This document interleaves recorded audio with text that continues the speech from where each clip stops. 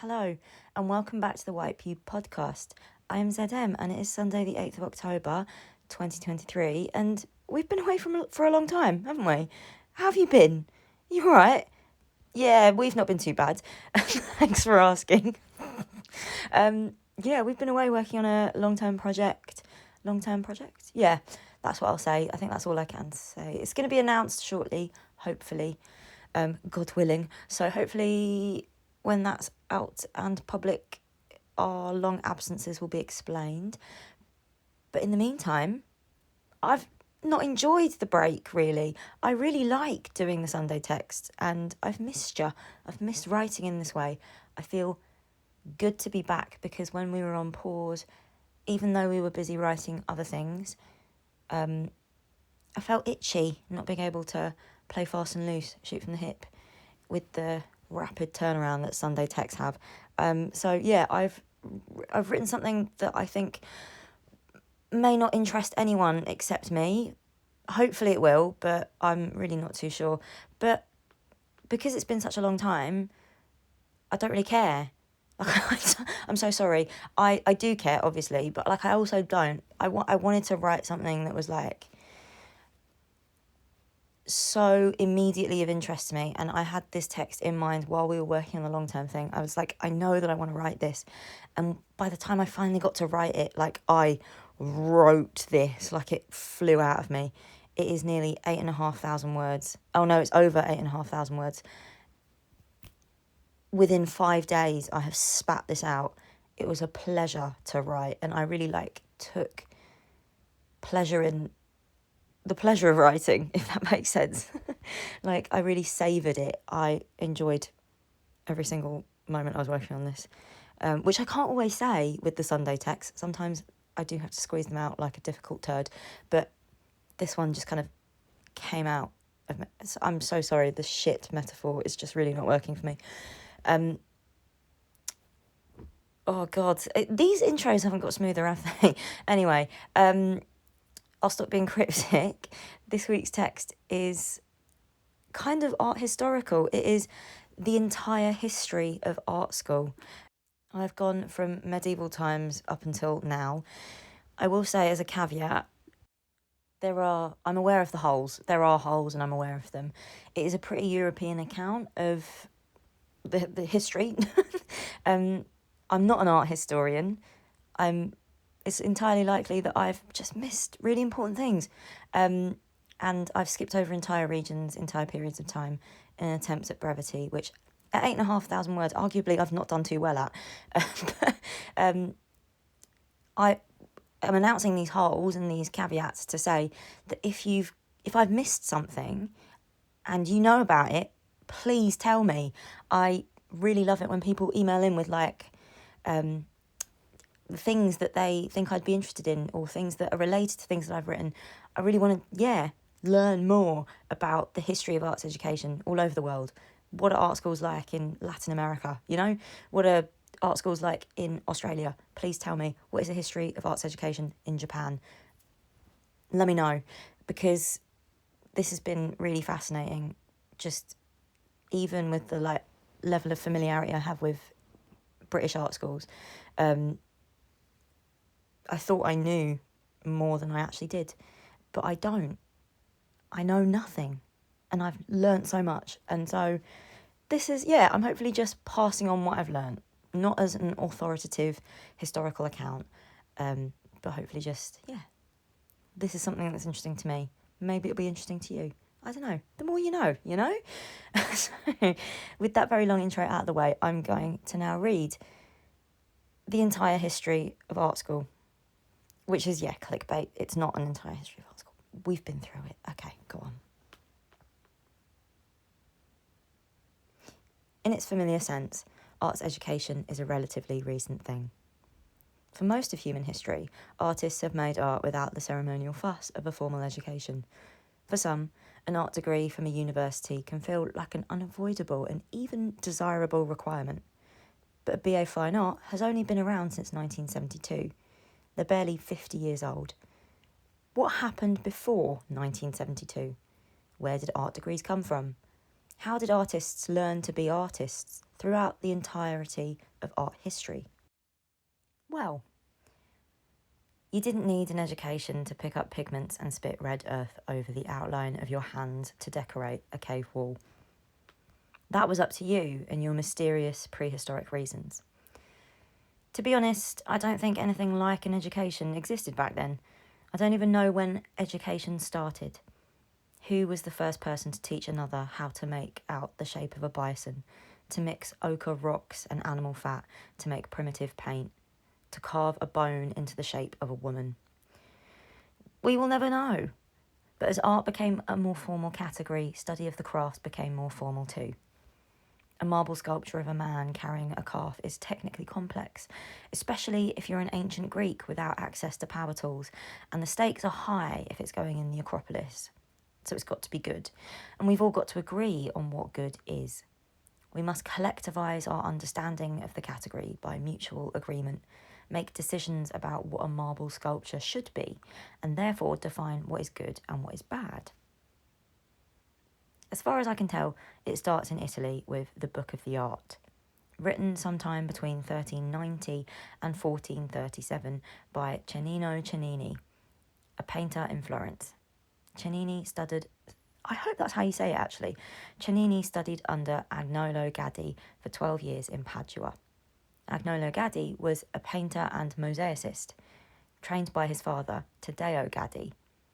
Taddeo was a star pupil in Giotto's workshop from 1313 until Giotto's death in 1337. And Giotto was Giotto. A master at work, maker of masterpieces, man after my own heart. But even Giotto himself was taught somewhere, somehow, by someone. Legend has it that Giotto was born in a farmhouse, and one day a great Florentine painter called Cimabue had discovered him drawing pictures of his sheep on a rock. They were so good that Cimabue took him on as an apprentice in his workshop. And that's all we know. Art historians have speculated that Cimabue was trained in Florence by mysterious Byzantine masters. No one knows who. The first work attributed to him dates from 1270, already a whole century before Cennini starts writing, and 3 centuries before Vasari wrote the Lives and made our lives a little bit easier by inventing art history. So, Cimabue's education remains a mystery. But the Book of the Art is the first example of a monographic treatise, a study of a single artist and the basic concepts of their craft. Over hundreds of chapters, Cennini covers every conceivable specificity, drawing on tablets with wax, on bone, on cotton paper, with metal-tipped pens, with charcoal, with chalk. Sketches, miniatures, brushes, mordants, recipes for every kind of colour, black, plural, cinnabar, red lead, the colour of cyanopia, 5 chapters on different kinds of yellow, fresco technique, oil painting, tempera panel, how to paint on books, fabrics, glass, enamels, on sculpture. He even writes about a painter's potential involvement in the minting of coins. He empties the contents of his head onto the page. It's the first stab at a technical manual and instruction in the process of a painter's craft. But the content of Cennini's head doesn't belong to him alone. His expertise is collective. It is Agnolo Gaddi, Taddeo Gaddi, Giotto and Cimabue's before him. It constitutes a kind of artistic lineage. The Book of the Art is documentary proof of many things. That in medieval and Renaissance times, artistic education took place in workshops through apprenticeships. An artist learned art making as an established craft. All those mutually agreed upon decisions about how to do things, what's good and what's bad, all the little conventions that make up the category of art. It was a technical and mechanical skill, mixing pigments and paints, preparing wax tablets and panels, how to compose your subjects, being able to draw a face, a horse, an angel, the Madonna and Child, all the saints you could possibly imagine. These were all skills you could learn and get better at. By copying the master, you could acquire proficiency until you were a master too. Also, that arts education was as long as a piece of string. You could be in the workshop for 24 years learning from Giotto, like Taddeo Gaddi, but most importantly, the Book of the Arts documentation of an artistic lineage is proof that artists were taught word of mouth. Instruction on style, craft, technique was passed from artist to artist. From this point onwards, artists have always taught other artists. From medieval times, maybe before that, up until, well, we'll get there and you tell me. The apprentice and workshop system wasn't unregulated chaos. To set up a workshop, you needed certain qualifications. You needed to do an apprenticeship of your own and study in a master's workshop. To graduate from the workshop, you had to prove your knowledge by producing a masterpiece of your own. Then you would have to register with a guild. Guilds were professional membership associations that regulated and oversaw the practice of trades and crafts. Membership was required if you wanted to practice under your own name or sell your work, the basics of trading as an artist. If you were a manuscript illuminator painting small, weird animal creatures onto vellum, you may have been in a leatherworkers guild along with the saddle makers, or in a scriveners guild along with the scribes. You may have been required to mark your work with a very small insignia, like a hallmark, to identify yourself as the artist, an insignia that would be registered with the guild. The same for engravers, woodcarvers, glassworkers, stonemasons, panel painters and fresco specialists. All were artists under our contemporary definitions, but under the guild system they were considered tradesmen, artisans with a craft. One of the first dedicated artist guilds was in Florence, the Compagnia di San Luca, the Confraternity of St. Luke. St. Luke, the evangelist, the apostle, the patron saint of artists, who painted the portrait of the Holy Virgin. Founded in 1349, the guild established the Accademia del Disegno, oh, God knows, in 1563 to oversee the production of art for the Medici state. And here, the first example of what is recognisably an art school. Large workshops might have blurred the line, but the Florentine Accademia was formal, stable, and accredited by the city's guilds. It was a school where artists studied their craft. After that, in 1582, the Accademia del Carracci opened in Bologna. 1593, an Accademia di San Luca was founded in Rome. 1648 in Paris, London 1768. As academies replaced the guilds, there was a shift in teaching methods. In a master's workshop, an apprentice would learn by copying the master's work. It was a system that produced those recognisable artistic lineages, from Cimabue to Giotto to Gaddi to Cennini. Michelangelo copied the works of his master, Ghirlandaio, until his abilities surpassed his teachers. Van Dyck studied under Van Balen. It also produced distinct trade categories that could sit comfortably within the guild system. Illuminators to the leatherworkers, miniaturists to the scriveners, wood carvers to wherever wood carvers went.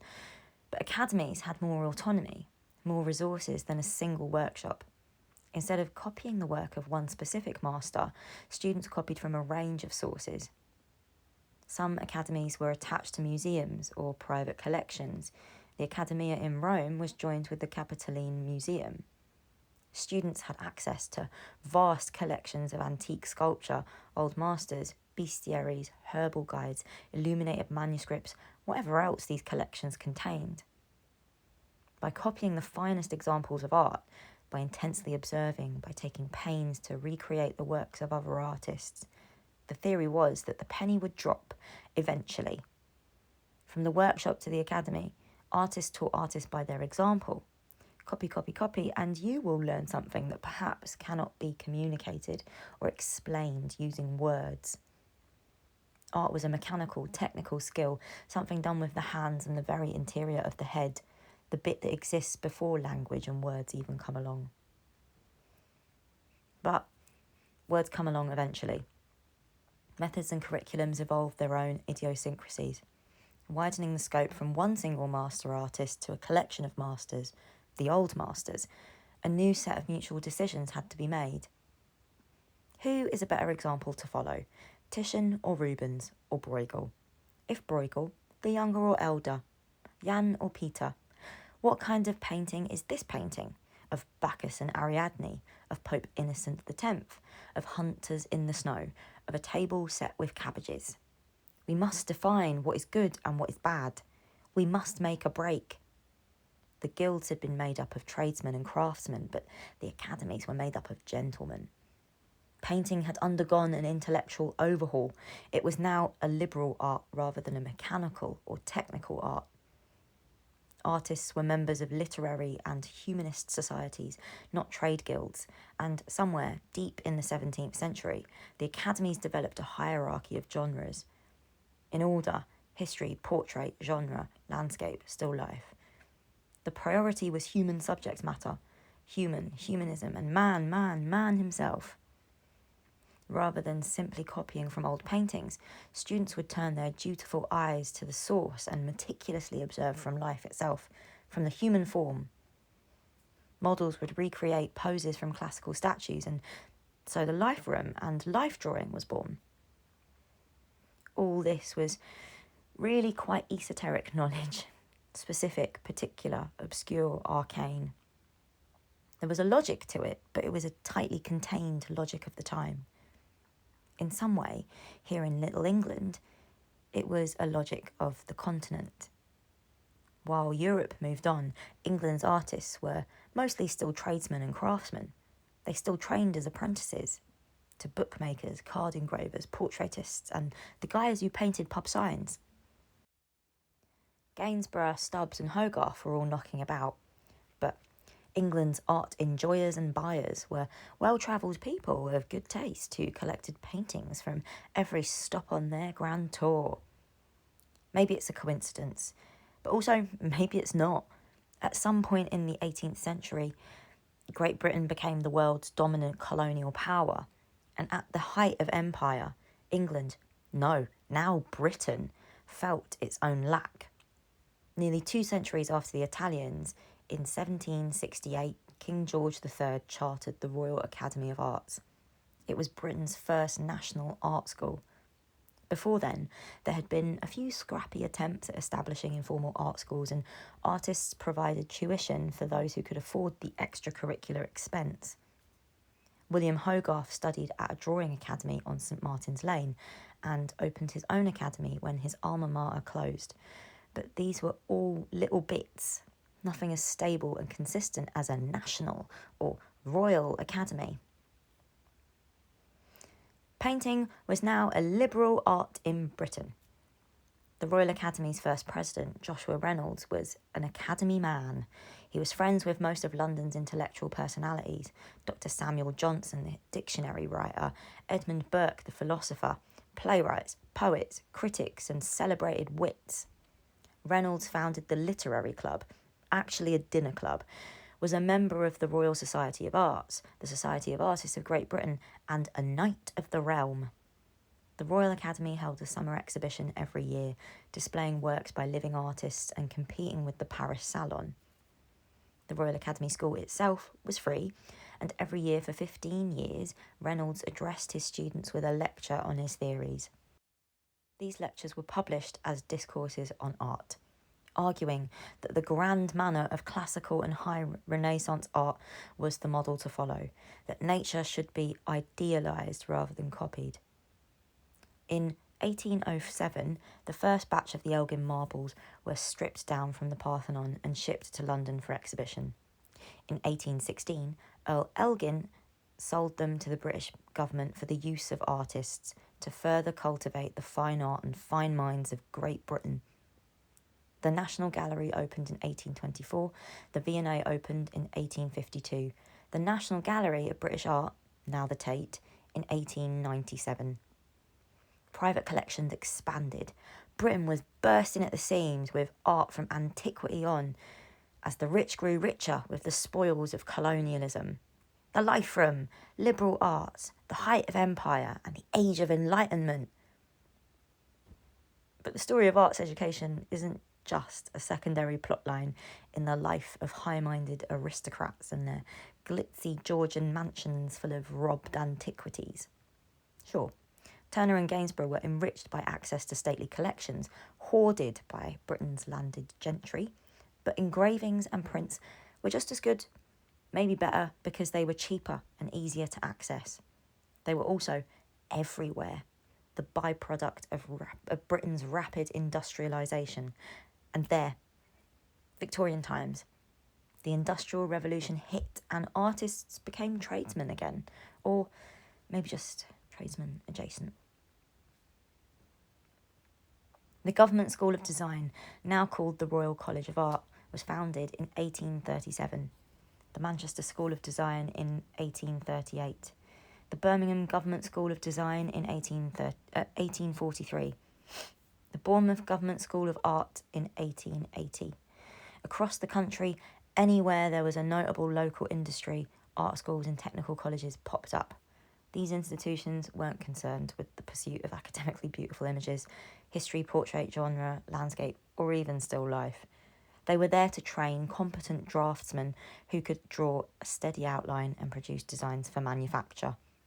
The Brighton School of Art opened in 1858 thanks to the efforts of a local committee formed a year before.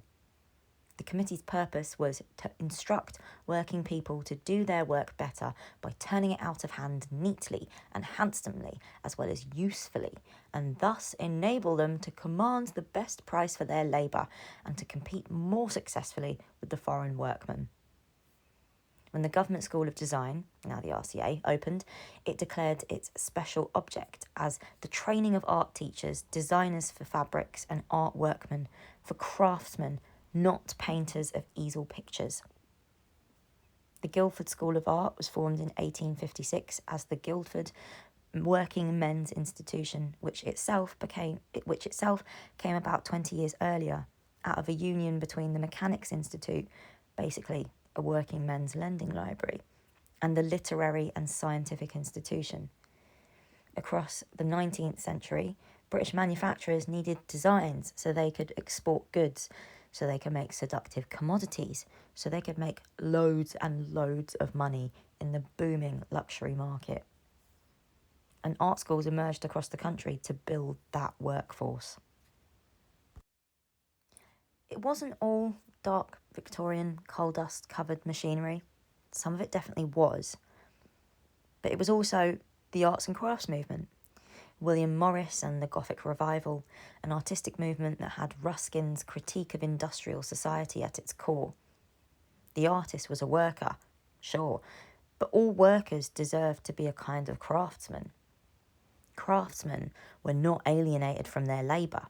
They were artisans who held a respected profession. Workers, not so much. The modern factory and the division of labour, machinery and the loss of traditional methods were all and the loss of traditional methods of making were all capitalist evils that threatened art as a philosophical and technical category. Beauty was nowhere to be found on the factory line. Production quality was also sorely missing. William Morris wrote at length about how a society of free craftspeople, e.g. in medieval times, would take pleasure in their work and produce things of common and astounding beauty. It was socialist, to be clear. William Morris was very explicitly a socialist. So there we have the 19th century, full of aristocrats, capitalists and socialists who longed to be medieval artisans. Pick your fighter. I know which one I'd be. Between the Royal Academy and the government design schools, a new middle ground opened up. The Slade opened at University College London in 1868 with a new and innovative way to teach fine art. Students at the Royal Academy spent long years toiling away, learning to draw from casts of classical sculpture. This was theoretically all well and good. The Royal Academy School was free. The Slade was not. But students at the Government School of Design were just as good in less time. Students in French ateliers were even better. Both sets of students were learning to draw from life, rather than from classical antiquity. in the Slade's 1871 prospectus. The study of the living model will be considered of the first and paramount importance, the study of the antique being put in second place and used as a means of improving the style of the students from time to time. Life was now more important than the past. Nature was a better example than antiquity. Artists were being asked to figure out form for themselves, to look out rather than back at Titian or Rubens or Bruegel's answers. The 20th century arrived like a jump scare. Sort of. History would be much easier if movements began and ended with clean breaks. Modernism came along slowly and then all at once. In the mid-1800s, a French architect called Eugène Viollet-le-Duc was at work restoring Paris's Gothic buildings, Notre Dame, Sainte-Chapelle, the Basilica of Saint-Denis, and writing essay after essay about the relationship between form and function in architecture. He spent his career at odds with the Academy men at the École des Beaux-Arts, Paris's post-revolution academy. Even in 1863, when, for a few short months, he was a professor there. The 19th century had not been kind to the Academy. Gustave Courbet and the realists were already taking a stab at dismantling their monopoly on taste and power. Times had changed, yet again, and all of a sudden the Academy was outdated, conservative, representative of the old way of doing things. Innovative artists still passed through their halls. Bonnard, Renoir, Seurat, Sisley and more at the École des Beaux-Arts. Picasso studied at the Royal Academy of Fine Arts in San Fernando. All were painters who would go on to break the conventions they were trained in. But still, the Academy clung to the received wisdom of hierarchy of genre. The paintings they churned out were down to a routine and formula. Viollet-le-Duc had tried to warn them. His writing and work was a kind of omen. Modernism is coming. My sincere best wishes to anyone trying to come up with a comprehensive definition of modernism. My attempt is, it was about modernity, mostly. The future, progress, the industrialised world and all the potential that might bring. Maybe a more precise definition in this historical account is a self-referential or self-conscious mode of thinking. Because that was what it was. Not just a movement, but a way of thinking about the world. Art was within the world, after all, where everything folded back in on itself. It was experimental, uncertain, unstable. Form was never quite sure of itself all of a sudden. Artists left the past behind, rejecting tradition and realism, never looking back at old works except to remodel them in a new image. Yes, abstraction, cubism. Why must art look exactly like the world? Modernism did to the Academy what the Academy did to the guilds. It made it look silly and irrelevant, incredibly old-fashioned. The academic bubble slowly deflated, but truly burst after the First World War. After the horror of the bloodshed, the industrialised death, surrealism, Dada, Bauhaus. A new kind of artistic humanism had emerged, and it was furious rather than gentlemanly. From Viollet-le-Duc's insistence that form and function were not mutually exclusive, from the arts and crafts movement's principle that art should meet the needs of society and that ordinary objects could be beautiful, from the Kunstgewerbe school, the German vocational art schools, an equivalent to Britain's technical and industrial design colleges, emerged the idea of the Gesamtkunstwerk, a comprehensive artwork in which all the arts would eventually be brought together. A contemporary example of a Gesamtkunstwerk is perhaps Beyoncé's Lemonade. This comprehensive artwork was the central concern of one particular art school, the Staatliches Bauhaus.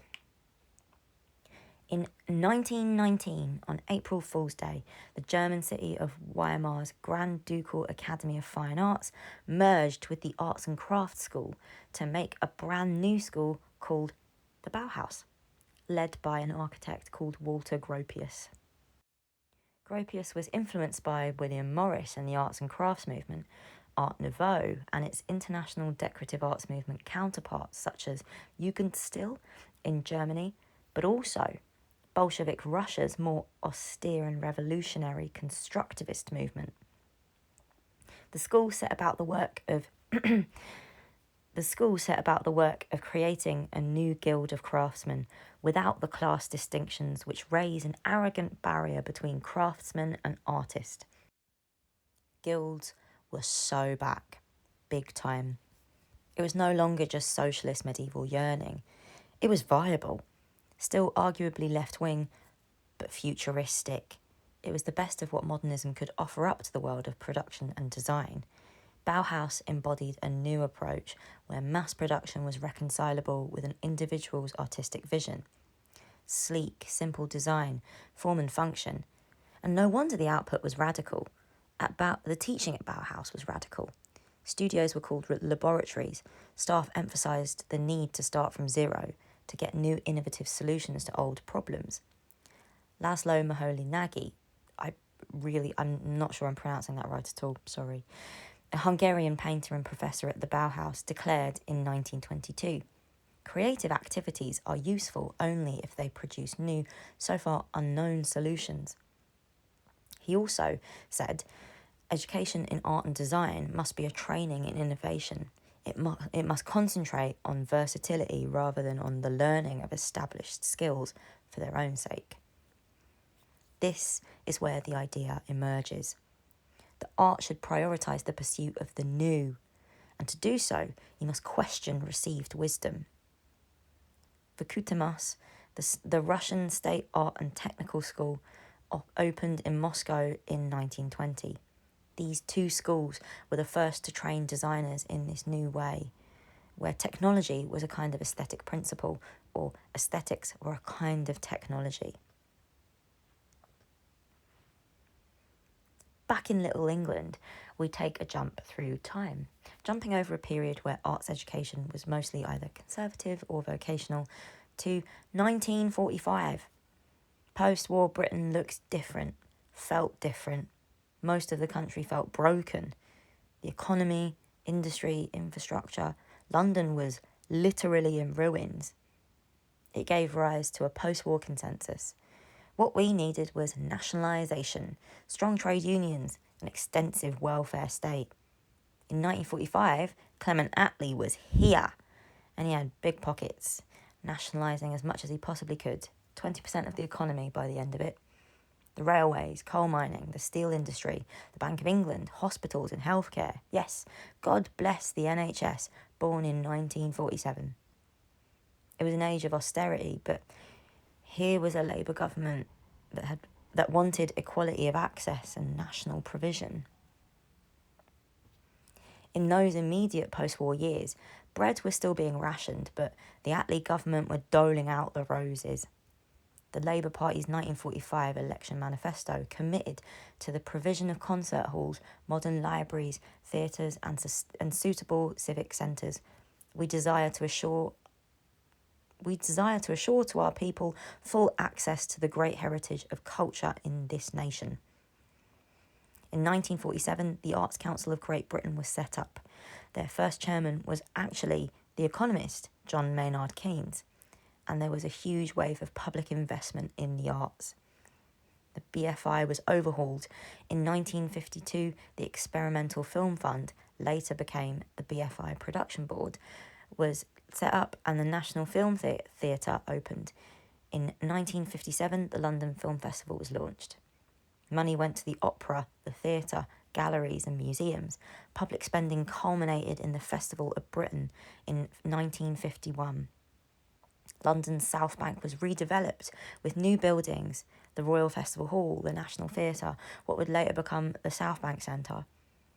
The festival took place across the entire country: Glasgow, Edinburgh, Cardiff, Stratford-upon-Avon, Bath, Brighton, Bournemouth, York, Inverness, Liverpool, Oxford, Norwich, Canterbury. There were touring exhibitions by land and sea. Along with arts provision for the general public, arts education became more easily accessible.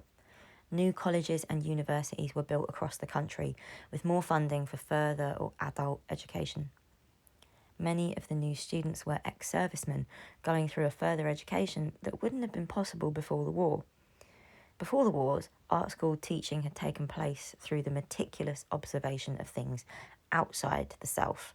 Antiquity and the old masters, Titian or Rubens or Bruegel, or the life room, models posed like classical statues, maybe painting in plein air like the Impressionists or whoever. But after the wars, the world was kind of ruined and painful. How can you look out at the world after such a huge kind of violence? No, they took Gropius and the Bauhaus's advice to start from zero.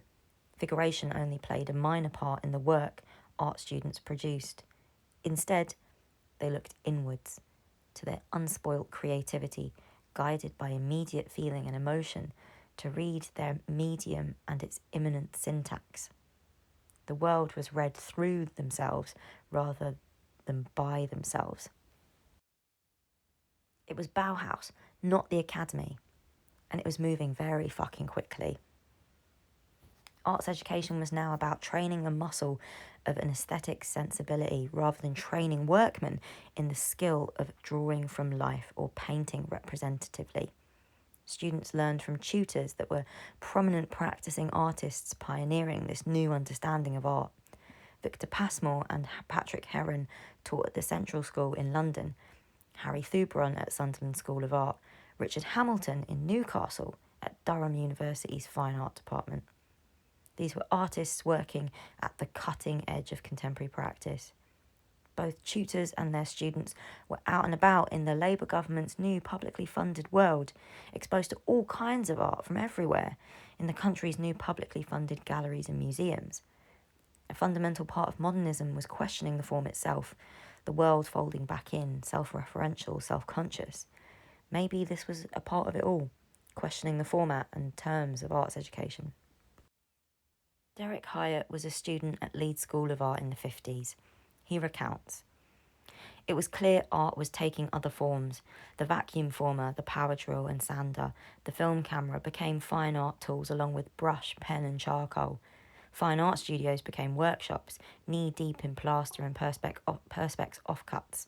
Paintings became reliefs. Constructions became mobiles filmed in motion. Time and space became materials of art, like line and colour.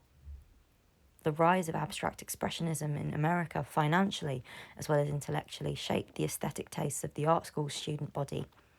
Even though they weren't formally studying Titian or Rubens or Bruegel, other artists were still entering the peripheral vision of their education. Art magazines like Art Review, first published in 1949 as a broadsheet, then overhauled with a more contemporary outlook in 1961, and contemporary art exhibitions at galleries like the ICA, founded in 1947 by a group of poets and artists, were bringing in new ideas. The Bauhaus maxim, start from zero, creative activities are useful only if they produce new solutions. New things, new. Figurative form was functionally dead in this environment. In the words of David Hockney, abstraction was king. Derek Hyatt's account of studying at Leeds is one where students were encouraged to do as they pleased. A post-war arts educational consensus. Art school teaching was now about having the space and freedom to just get on with making something, whatever that looked like. In the 18th century Royal Academy, classes might have been full of fancy gentlemen. In the post-war years, the class makeup of art schools was more diverse.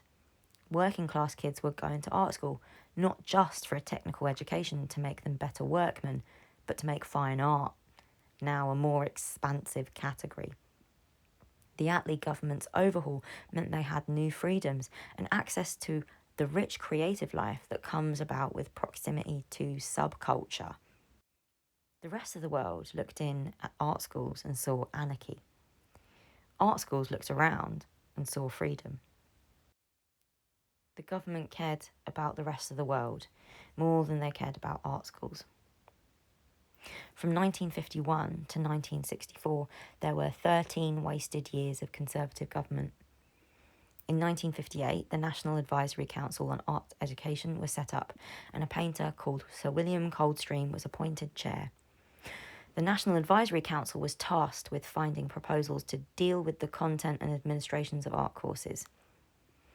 Since 1946, art colleges had been awarding national diplomas in design. They were 4-year courses. After the first 2 years, students would be qualified with a certificate in arts and crafts. The first Coldstream report was published in 1960. A second, longer report was published in 1970. It emphasised the need for observation, technical control, a sound training in drawing. There was a liberal understanding of new experimental work, but it was fielded by reasserting the need for technical skills that were generally becoming less relevant. Coldstream was a kind of conformist, a traditionalist, a small c conservative. He was an Edwardian, a realist painter about a century after Courbet. His paintings have a stately feel, more in line with the 19th century Academy. His work was produced by carefully observing and measuring, and slowly, painstakingly painting from life. Before the Second World War, he co-founded the Euston Road School, a group of English painters who worked counter to the avant-garde tastes of the time, emphasising naturalism and realism and representational painting based on observation. During the 50s and 60s, the studio-based teaching in art schools was leading to an understanding of art that was innovative but super subject-specific, a kind of closed logic. Many Euston Road members were on the political left. This small c conservative countering was a way of seeking interest, appreciation and understanding from the general public who didn't have a specialist knowledge about art. In a 1937 issue of the BBC's weekly culture magazine, The Listener, Coldstream wrote, "I became convinced that art ought to be directed to a wider public, whereas all ideas which I had learned to regard as artistically revolutionary ran in the opposite direction." In 1938, the Euston Road School organised an exhibition at Storren Gallery in London, fashionable, avant-garde, run by an art critic and located just opposite Harrods. Private invitations were sent out to everyone named Brown in the post office telephone directory. In 1963, administrators changed the 4-year NDD courses to a 1-year pre-diploma foundation course, followed by a 3-year diploma in art and design. The Coldstream reports came at a time when art education was being reframed. It became recognised, funded, given the integrity and equality of an academic subject in exchange for more regulation and conformity to traditional standards of authority. After the 1960 Coldstream report, a new committee was set up, the National Council for Diplomas in Art and Design. It was headed by the architectural historian, Sir John Summerson, and he went around the country visiting art schools one by one to decide which were suitable to upgrade from NDD to the new diploma in art and design. Colleges upgraded to the new diploma would be reassessed every 5 years. Rather than the subcultural anarchy of Derek Hyatt's studio workshop in Leeds, with the power drill and the sanders, knee-deep in plaster and perspex offcuts, art schools were being brought under the control of government standards and regulation. Obviously, students didn't enjoy the top-down dictatorship. Obviously. The freedom of art school anarchy was relatively new and hard-won, and the kids didn't want to hand it over. They knew what they wanted from their education, and they knew what was missing. Run-down facilities, selection processes that required irrelevant academic qualifications, outdated curriculums dictated by staff whims rather than the direction of their own interests. Tests and exams were arbitrary, opaque and inconsistent. Students wanted an end to written exams and the requirement to study art history. They knew where the cutting edge was. They could see it in art magazines and contemporary exhibitions. Regardless of what you may think, I believe this to be true. People are not well suited to jump through hoops or lick the shiny black surface of a boot. There is almost always backlash. Hornsey College of Art was founded in 1880 as an independent college. It was one of the only 2 London art schools that didn't evacuate during the Blitz. An iconic British art institution renowned for its experimental and progressive approach to art and design education. With the threat of reassessment looming, on 28th of May 1968, students at Hornsey College held a 1-day teach-in. It turned into a 6-week occupation of the college building, now referred to as the Hornsey College of Art Uprising. A banner was hung along the college gates. "Student control of college." David Page was a staff member at the time, and his account of the uprising was published in a 2010 issue of Tate, etc. And then the next paragraph is just lifted from David's account, because there's no point rephrasing it. It speaks for itself. In strict dictionary terms, it was a revolution, the overthrow of the established government by those who were previously subject to it. The authorities fled from the main college, which was then run for the duration by students and staff, 24 hours, 7 days a week, demanding total commitment. There was a building to run and keep clean, a canteen to staff, food to be purchased, cooked and served, visitors to be monitored and controlled, alongside a system of seminars producing reports to be typed up, reproduced and fed back into the general meetings, and also to the outside audience, where hundreds of students and staff managed to debate and take decisions in an orderly fashion. Because the graphics department was in the hands of the authorities, printed matter had to be produced by available means, mainly lino cut, but the rougher images produced seemed to meet the mood of the time. The authorities, Haringey Council, at this point in time art schools were run by local councils, attempted to take back control. David Page recalls the day of the dogs, when a security team with Alsatians were sent in to seal off the main building. Students tamed the dogs with biscuits, and the whole episode collapsed into farce. The occupation finally ended in July, when students left the college to attend a conference on art education at the Round House in Chalk Farm. Authorities used their absence to break back in, change the locks and repossess the building. The college opened as normal in the autumn. A year later, in April 1969, students staged a funeral procession declaring the death of Hornsey Hope. The students also made a film recounting the uprising called The Hornsey Film. You can watch it on BFI Player for free, and it is, along with other sources, linked in the text. Students were occupying their colleges because over the course of the very turbulent 60s, art school governance was shifting. The transition from NDD to diploma in art and design, as art was brought into the academic governmentally approved fold, art schools were slowly being absorbed into the new polytechnic system. Polytechnics were vocational or technical schools formed in the mid-60s as higher education expanded under Harold Wilson's Labour government. Wilson's Education Secretary, Tony Crossland, introduced a binary system of higher education. Universities would handle traditional subjects and research-based disciplines, and polytechnics would concentrate on high-level vocational skills like applied science and engineering. Tony Crossland was also a kind of red Tory, a member of the party's social democratic right wing that would eventually give birth to Tony Blair. He believed art colleges were unsustainably expensive. Bringing them into the polytechnic system would make them more financially responsible and viable. It wasn't a far cry from the history of art schools as applied technical, mechanical, or decorative arts and crafts schools. But the original focus of polytechnics was STEM subjects, and the decorative arts, Bauhaus understanding of reconciling form and function, had shifted into something more subject-specific. For better or worse, vocational framing was out of step with the way fine art was being made and understood at the time. For better or worse, by the end of the decade, most art schools were being funded by local councils and run by polytechnics. Artists fought back, opposing the changes and hoping to protect the existence of the art schools that had raised them. 22 out of 24 members of the NCDAD resigned over the merger of the art schools into polytechnics. The principal of Leeds College of Art, Eric Taylor, also resigned in protest. In 1971, Patrick Heron published an article in The Guardian with the headline, "Murder of the Art Schools." He called the merger a disaster of massive proportions.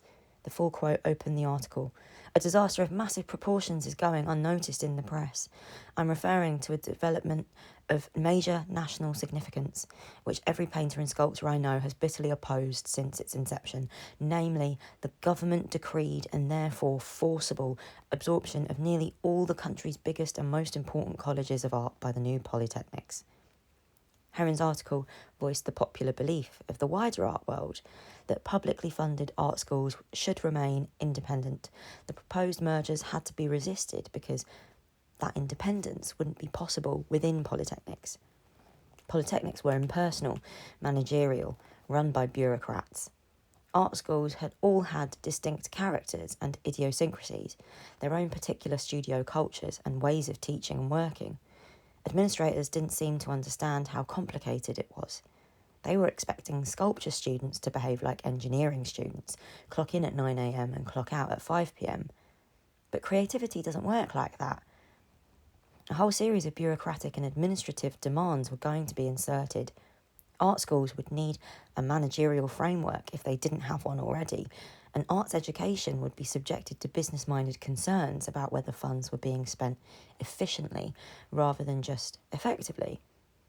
It was all totally at odds with what went into a good or meaningful arts education. In 1970, the second Coldstream report was approved and published at the behest of the Secretary of State for Education, Margaret Thatcher. She was lobbied by Henry Moore himself. It didn't work. Obviously, she didn't care. This is Thatcher we're on about. Get real. The art schools were absorbed into polytechnics. The diploma in art and design was turned into a fully fledged degree. The first degrees in fine art were awarded in 1972. Through the 20th century's administrative changes, fine art courses changed dramatically too. Colleges merged their medium-specific courses as a cost-cutting measure and to meet the requirements of the generalised diploma, the NDD and the Diploma in Art Design. In 1965, St Martin's took their world-renowned sculpture school and merged it with their painting school. It was part of a conceptual collapse, a reworking of the Bauhaus soup, total unity. Art became even more expansive and categories merged and became liquid until maybe art itself was like a kind of gas, just boiled off completely. Students made more experimental, more unstable works.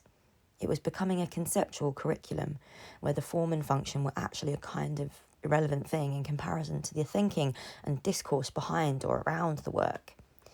It was this conceptual environment that gave birth to the YBAs, a cohort of artists that came out of, mostly, Goldsmiths in the late 80s. Commercial success was thrown into the mix as a believable ambition for students to bear in mind over the course of their BA. Charles Saatchi was going around with a checkbook, ready to do some primitive accumulation via bulk purchase at degree shows. The Tate started rustling up the money for younger artists too in their acquisitions budget, hedging their bets on a young artist making it and tripling their investment. The same for the Arts Council collection and the British Council. It made business sense. Emerging artists have lower prices. Young contemporaries, now new contemporaries, was being selected by students themselves with their more radical tastes, and in 1978 they had a more established home at the ICA, a venue that had the benefit of being influential and kind of edgy. The Turner Prize started in 1984, an accolade for those working at the cutting edge of culture and also for those under 50. It was about the new. Newness had conceptual or intellectual value, but also now a commercial value. All of a sudden, there were stakes involved in degree shows. As your professional entrance into the art world, it could be your big break, or it might break your career before it had even started. By the time the 90s came along, fine art colleges were ready to be smoothly assimilated into the universities. In 1992, John Major's government passed the Further and Higher Education Act, giving polytechnics the right to become universities. The business-minded decisions had already happened, years before. when they were being absorbed into the polytechnics, independent colleges merged into each other, becoming larger in an effort to ease the new financial and administrative burden of a state-down educational system. St Martin's, Central School, Chelsea and Camberwell all merged in 1986, becoming the London Institute, now University of the Arts London, in 2004. Others merged into existing mainstream polytechnics. Manchester School of Art into Manchester Polytechnic. Leeds School of Art split in two, half into Leeds Polytechnic, now Leeds Beckett University, and half became Leeds College of Art, now Leeds Arts University. Once 1992's education reform hit, polytechnics either became new universities or were phased out of higher education, turning into further education colleges. Universities had different financial requirements, different bureaucratic demands, and different things in mind for the betterment of their student body. Vocational aims had been a part of the fine art curriculums since the Industrial Revolution, with the technical colleges creating a workforce for new manufacturing jobs. But a BA Fine Art was now a professional qualification, a subtly different thing. It means you could go out into the world and be a professional artist with your professional degree qualification from a professional institution, a university. Charles Saatchi would open his checkbook if you played your cards right. In the evening of Tuesday, 12th of October 1999, in a parliamentary debate on the funding of art colleges, Lord Freeburg stood up to have his say. He spoke about how art colleges have undergone enormous changes over the past decade, which would have consequences if certain aspects of funding are not rethought. Art colleges were important not only in their obvious end results, painting and sculpture, but in the atmosphere of creativity engendered and encouraged. The creative industries make such a major contribution to Britain's economy, after all. And then this bit is just a quote from his speech from Hansard. That is because creativity has to be properly nurtured before any quantifiable results appear. Britain's imaginative art school courses have in the past been excellent at doing that, winning admiration worldwide. However, with their emphasis on employability, governments sometimes seem to confuse education with training. Recent Conservative governments attempted to boost vocational art courses at the expense of non-vocational ones, not realising their interdependence. In the past decade, art colleges have been forced to run themselves as commercial enterprises. While there is nothing particularly sinister in modernising institutions or putting professional practices in place, the cost-cutting has gone too far. Every year since 1989, governments have demanded an annual efficiency rate of at least 1%, and sometimes up to 3% in real terms. The practice continues under the current Labour government. While there was room for improvement initially, the continuing chipping away at funding through the 1990s has had a detrimental effect. Instead of putting their energy into maintaining excellence, art colleges have had to concentrate on fundraising, while courses have been overwhelmed with paperwork. The pressure has eroded core teaching and damaged a precious ethos. It is a running battle which staff feel they are losing. Students and their work suffer as a result, while tutors are frustrated at being diverted from what they were hired to do. The policy is short-termism at its worst. Lord Freeburg cited two causes for concern. First, an increase in student numbers without an increase in facilities, working space or tutors. And then in 1998, the Blair government introduced tuition fees. For higher education, domestic students were charged up to £1,000 a year. In 2004, tuition fees went up to £3,000 a year. Back in 1999, colleges were free to set their own level of fees for overseas students, charging whatever they could get away with on the international educational market. Lord Freeburg cited this as his second concern, using the London Institute's additional £12.2 million as an example. He asked if colleges would survive without their reliance on income from overseas students. The Earl of Clancarty stood up after Lord Freeburg. He cited Patrick Heron's 1971 article, Murder of the Art Schools. Continuing, over the past 3 decades, the absorption of colleges into polytechnics and universities and the accompanying lack of resources for a greatly increased number of art students, mirrored by a decline in the funding of the art sector, has begun to place certain limits on freedoms of thought and creativity as it existed within the colleges. The reduction in available studio space, for example, places a limitation on the possibility of developments, not only in practice, but also in the thinking, which is dependent on that practice. Loans and tuition fees, too, are part of this creation of a mental climate which justifies everything you do in economic rather than in intellectual or artistic terms. It's hard reading these accounts in 2023, knowing that all the way back in 1999, maybe even 1971, artists, educators, and even politicians have been aware of the inevitable consequences of inserting business concerns and a managerial approach into something as unwieldy as an art school. But we know what happened next. In 2010, the Conservative Lib Dem coalition government under David Cameron and Nick Clegg raised tuition fees to £9,000 a year. This was despite the Lib Dem pre-election promise to oppose an increase in tuition fees, a policy position that was arguably a cornerstone of their manifesto commitments. There was a huge student backlash, months of protest, kids were kettled for hours on end and battered by the police. There was even an occupation of the Conservative Party's headquarters. Ultimately, no one listened. Tuition fees stuck around.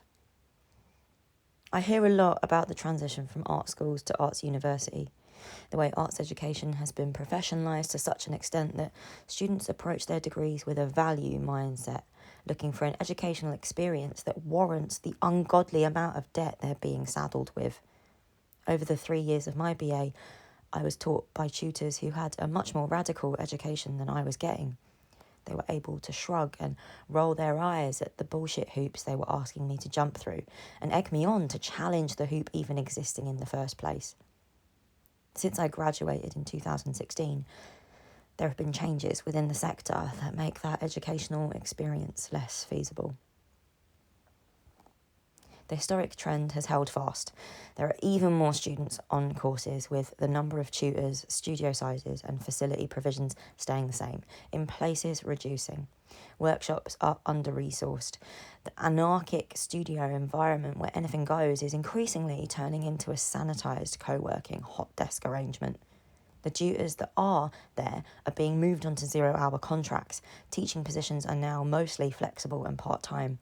Tutors are unable to answer emails outside of their limited and irregular working hours.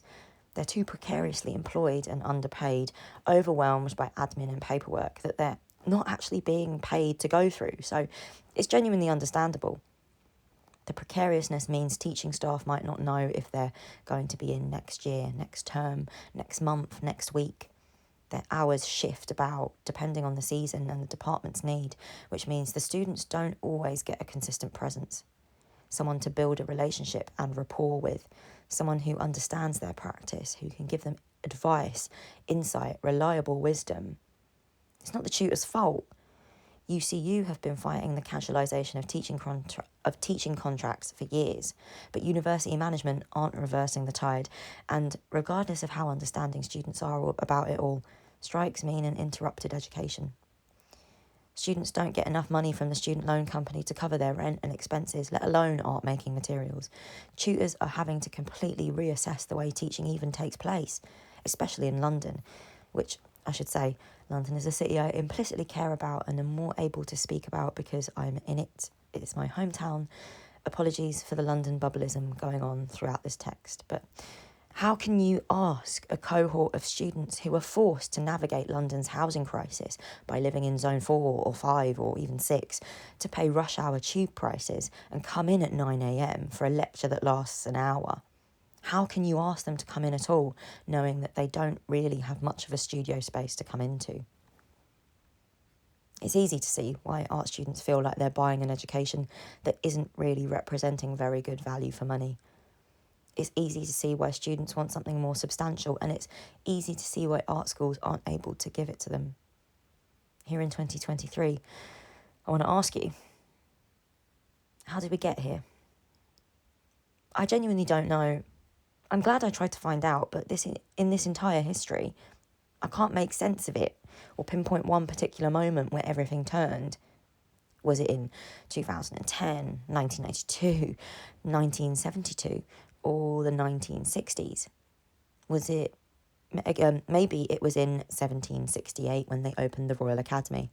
Maybe we should just go back to being apprentices again, or go all in on alternative art schools. Maybe this would never have happened if the Compagnia di San Luca never held meetings with the Sculptors Guild at the Basilica della Santissima Annunziata all those centuries ago. I don't know. All I know is that way back in 1971, Patrick Heron might have had a really good point. Okay. That is 8,579 words, and that is an hour of your time. Thank you so much for listening, and I hope this has been interesting, insightful. Again, I'm aware of the holes in this text, and I kind of, at the end, remembered that alternative art schools exist. So this is also a massive hole. This is not the entire history of arts education. This is just art schools, the formal qualification bit. There is a whole history of arts education that takes place away from the mainstream, within the subculture, you know, self-organised. And I'm so interested in that. This was a kind of thinking that came out of my last text, which was a portrait of a different kind of art school, an alternative art school that kind of provides an unaccredited education. I will link that in, I was about to say the show notes. They are called the show notes, yeah.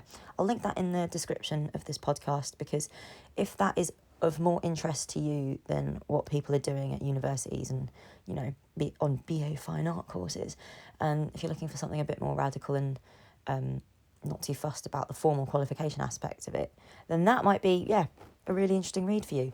So, again, aware of the holes involved that I didn't manage to cover in this text, but hopefully within those 8,500 words, I don't know, something interesting and informative and, you know, some kind of clarity has come out. Because, over the process of researching for this text, I learned so much. And, I was just really keen to tell everyone about everything I learned, because I'm a big nerd. Okay, that's all. I will see you, not next week, the week after, but there will be something for you on a Sunday next week. It'll be big. It'll be exciting. So we're so back. We're back big time, baby. All right, catch you later. Bye.